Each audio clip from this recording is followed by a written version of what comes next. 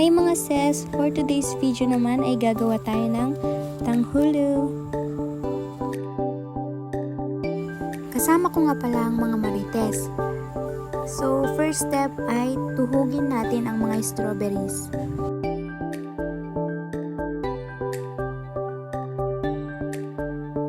Next step naman ay maglagay tayo ng white sugar sa kawali.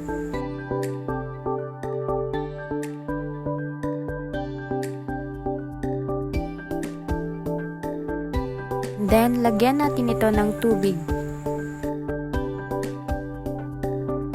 Mix lang po natin hanggang sa mag-caramelize po ito.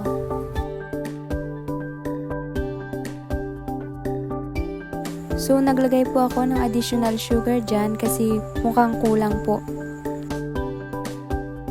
So, haluin lang po natin ito.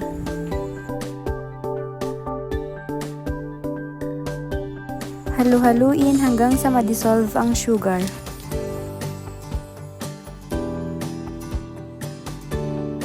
Dapat nasa low fire lang ito para hindi ito masunog.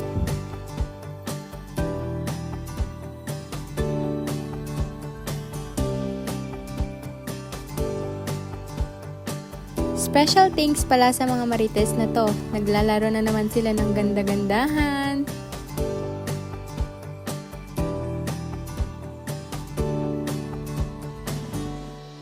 So, for the mekos-mekos naman ng mga person.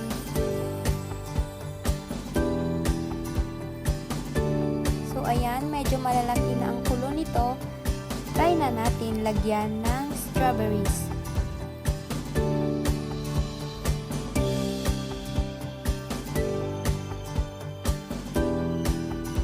Since okay na yung mixture, try na natin ito sa mga nakatuhog.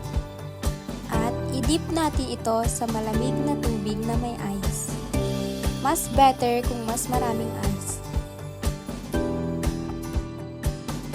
And then, just repeat the process hanggang sa maubos ang mga tinuhog nating strawberries.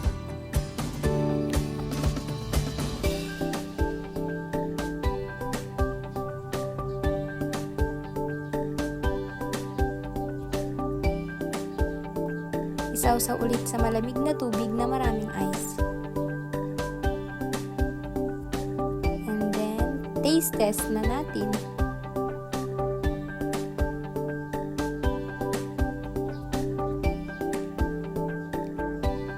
So, yan yung mga ganda-gandahan kanina. Nako, ngayon patay gutom na sila.